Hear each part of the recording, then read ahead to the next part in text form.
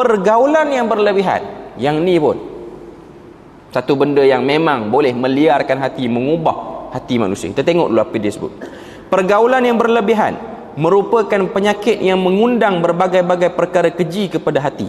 Berapa banyak pergaulan dan interaksi yang berlebihan menghancurkan nikmat dan juga mencetuskan permusuhan. Pergaulan yang berlebihan mengundang penyesalan yang besar di dunia dan juga akhirat. Kesan yang ditimbulkan oleh pergaulan yang berlebihan memenuhkan hati dengan kotoran yang dilakukan oleh manusia, lalu menghitamkan dan menjadikannya bercerai-berai, gelisah, keluh kesah dan juga lemah. Dalam sejarah, Abu Talib tetap mempertahankan agama nenek moyangnya dan enggan menerima agama yang dibawa oleh Nabi Muhammad disebabkan terpengaruh dengan rakan-rakan yang buruk. Okey. Poin dia apa? Poin dia yang panjang-panjang tu ialah ada satu mentaliti, satu kaedah hidup, kita kena berkawan dengan semua orang. Kaedah ni fasid, buruk kaedah ni. Tuan-tuan jangan terpedaya kaedah ni. Manusia tak akan boleh menjaga hatinya untuk berkawan baik dengan semua orang dan tak terpengaruh dengan semua orang yang dia kenal. Pasti dia akan terpengaruh. Sebab tu zaman sekarang ni meminimumkan kawan bukan benda yang salah lagi. Dulu orang kata ni introvert punya orang, ni semua orang tak berkembang. Tak. Demi menjaga hati yang betul-betul tetap, lagi-lagi nak jaga hati di atas agama ni, kita terpaksa memilih untuk meminimumkan kawan. Bermesra dengan orang lain, berurusan dengan orang lain dengan cara mesra, itu cerita lain. Tapi nak jadikan kawan, maknanya cerita benda-benda yang censored pun kita cerita pada dia. Kita tak akan buat kaedah semua orang kita cerita. Tak. Kadang-kadang bergaul dengan secara tak terkawal ni memang boleh menyebabkan datangnya idea-idea buruk. Ni saya sebut secara umum. Ada orang, saya bukan nak cerita poligami salah, tapi ada orang dia berkawan dengan orang-orang yang suka poligami, ataupun kawan-kawan yang suka cocok dia untuk poligami. Akhirnya dia berpoligami dalam keadaan dia tidak menguruskan dengan baik hak isterinya yang pertama. Minta maaf kalau ada orang poligami lah ni. Saya bukan kata apa fokus pada tu. Saya nak sebutnya sebab saya ada jumpa dan tengok ada orang muda terpedaya dengan kawan-kawan yang suka cucuk, tercabar. Apa seorang? Kahwinlah dua.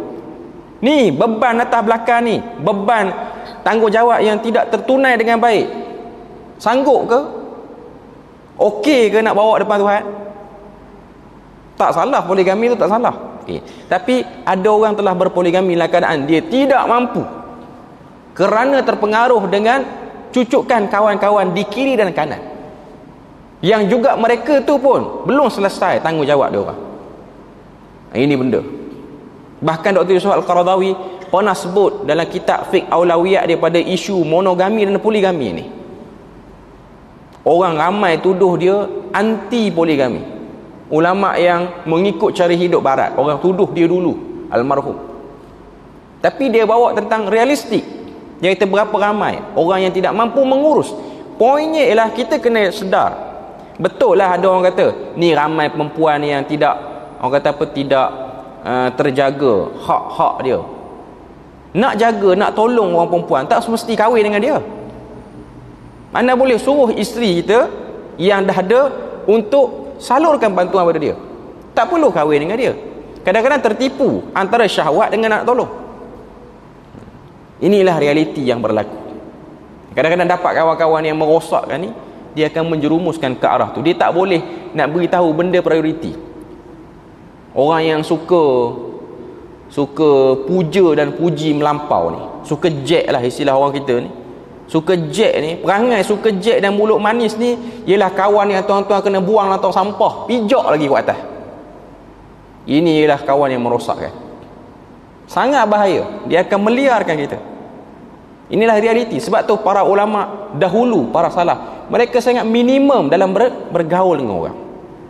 Kerana bimbang, kerana benda ni. Tuan-tuan tengok Umar bin Abdul Aziz, dia tak ramai orang rapat melainkan seorang, Raja' bin Haywah. Raja' bin Haywah ni ialah individu personaliti yang penting dalam mengekalkan kezuhudan dan ketakwaan Umar bin Abdul Aziz. Sebab Umar bin Abdul Aziz dia tak ambil pendirian kawan dan bercerita pada semua orang. Ini ialah benda penting dan mustahak. Sebab tu kalau tengok isu pergaulan yang berlebihan ni, antara tokoh yang saya rasa sedap dan lumat bila mana dibahas sebab ni ialah Dr. Abdul Aziz Sadhan. Hidup lagi di Arab Saudi sekarang. Dia ada tulis satu buku, Ma'alim fi Tariq Talabil Ilm. Ma'alim maksudnya tips-tips untuk menuntut ilmu. Antara benda yang dia sebut ialah tentang pergaulan, dan juga banyak duduk melepak dengan kawan-kawan. Benda tu memang boleh divert kita ke arah yang salah. Sebab tu dia datangkan, penulis dia datangkan sini ayat daripada surah Furqan ayat 27 hingga ayat 29 ni, nak tunjuk pada kita bahawasanya cerita tentang kisah dua orang musyrikin Mekah, yang mana dia orang ni telah berkawan rapat. Cuma saya nak sebutnya, cerita ni saya tak nak cerita secara detail, cerita Uqbah bin Abi Mu'id dengan Umayyah bin Khalaf. Nanti kita akan cerita akan datang. Cuma nak katanya Allah Ta'ala rakamkan dalam surah Furqan ni, iaitu pada ayat ya wailata laitani lam attakhidh fulanan khalila. Itu ayat yang ke-28. Allah Ta'ala sebut ya wailata, wahai celakanya aku, alangkah baiknya kalau aku tidak mengambil si dia ini menjadi sahabat karib. Ini ialah dialog Uqbah bin Abi Mu'id yang menyesal berkawan dengan Umayyah bin Khalaf yang telah ajar dia untuk ludah muka Nabi, sedangkan waktu tu Uqbah okey dah dengan Nabi. Tapi Uqbah ikut kawan dia. Uqbah ni ada riwayat mengatakan dia masuk Islam sekejap, lepas tu dia murtad. Tapi dia satu orang pemuda dan pemuka Quraisy, orang-orang yang ada nama tapi daripada kalangan orang muda bagi Quraisy. Dia berkawan rapat dengan Umayyah bin Khalaf. Umayyah ni lah yang telah menarik dia semula ke neraka selepas dia dah dekat dengan Nabi. Bila mana Nabi tengok keadaan Uqbah bin Abi Mu'id ni, turun ayat ni. Allah Ta'ala beritahu, inilah situasi sebenar satu orang yang terpedaya dengan rakan. Biasanya yang terpedaya dengan rakan ni ialah golongan muda lah. Sebab Uqbah bin Abi Mu'id ni ialah orang yang masih muda lagi pada waktu tu. Maknanya sekitar 20-an, 30-an ke 40-an. Belum lagi orang yang berumur 50 ke atas, belum. Cuma nak katanya, biasanya yang akan jadi rosak kerana kawan-kawan ni ialah golongan muda dulu, bukan golongan yang berusia. Golongan berusia ni kadang-kadang dia boleh sustain kekuatan dia walaupun dia tak ramai kawan, dengan sebab pengalaman hidup yang banyak. Okay. Kita tengok beberapa poin yang dia letak situ. Ada 4 poin. Kita sebut mana yang sempat je lah. Okay. Pergaulan dengan masyarakat melibatkan 4 jenis, iaitu yang pertama, pergaulan yang diibaratkan sebagai makanan, bagaikan makanan yang tidak dapat dielakkan dalam sehari semalam. Setelah seorang melakukan pergaulan yang perlu, dia meninggalkannya. Kemudian apabila diperlukan semula, dia bergaul pula sehinggalah perkara tersebut berlaku secara terus menerus. Pergaulan dengan masyarakat ni perlu. Sebab tu tuan-tuan tengok, orang Islam lah kelompok yang paling kuat associate dengan masyarakat. Sebab apa? Tuan-tuan boleh bayang, kita pagi-pagi salat subuh ni kena berjemaah. Bila salat subuh berjemaah, kita akan jumpa banyak muka. Dia macam ada satu ikatan hati, kesatuan. Okay.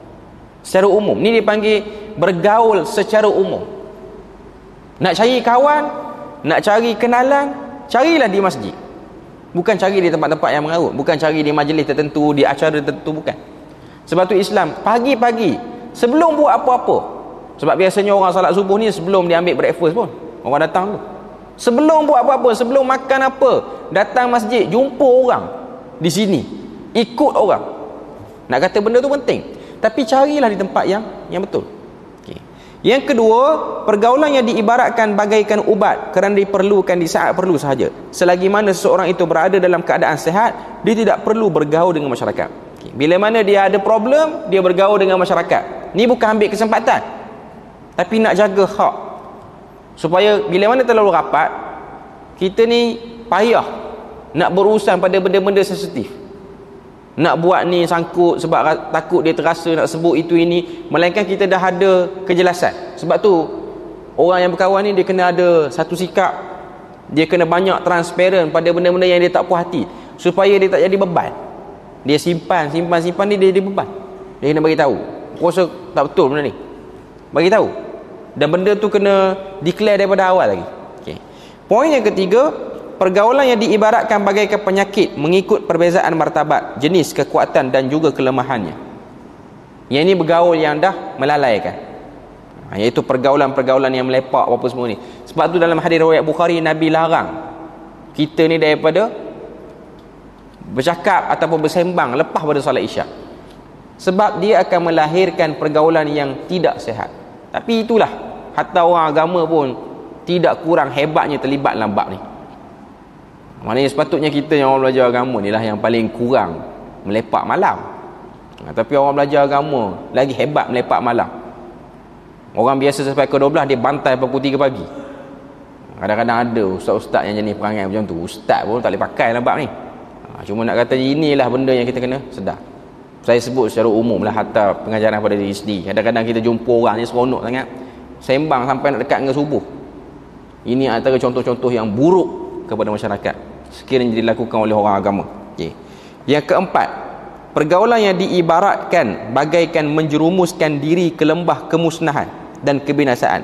Pergaulan dengan orang yang seumpama ini tidak ubah bagaikan orang yang memakan racun. Jika ada penawar yang baik, mungkin dia akan sembuh, dan jika tidak, dia akan menjadi destinasi orang yang mengucapkan takziah kepada ahli keluarganya.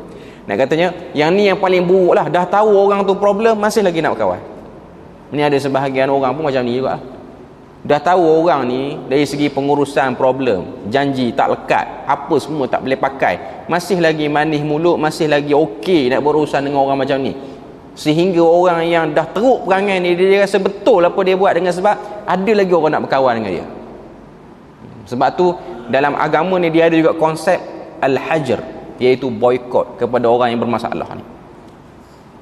Walaupun dia taklah secara nasnya macam tu, tapi dia ada kapasiti itu ada. Sebab tu para ulama terdahulu bila mana dia tengok satu orang ni terlibat dengan benda-benda pelik, ajaran-ajaran pelik, duk promote ideologi pelik-pelik, memang dilakukan boikot kepada mereka. Nampak dia orang lalu jalan lain. Supaya apa? Supaya si pelaku itu tidak merasa tenang dan tak merasa betul. Kalau kita rapat dengan dia akan kata, aku tak ada apa, okey, dia kawan dengan aku, duduk minum air dengan dia pun okey je. Jadi dia rasa syok, dia rasa seronok, apa yang dia buat tu dia tak rasa salah.